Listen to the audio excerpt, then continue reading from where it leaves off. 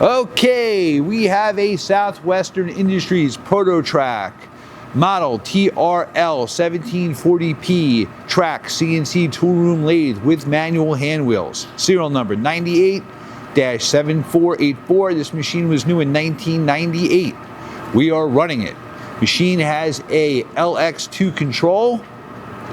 You have digital hand wheels. When he moves the digital hand wheel, it shows on the control as a digital readout. He's moving the Z axis, and you also have rapid traverse on the joystick.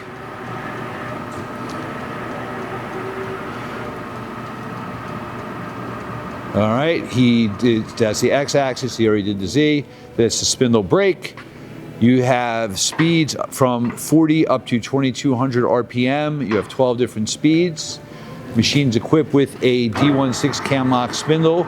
Right now we have a 5C drawbar and lever type collar closer on it. Forward and reverse. Machine is nice and quiet. Machine also has a steady rest, and it does have an Aloris CA quick change tool post with it.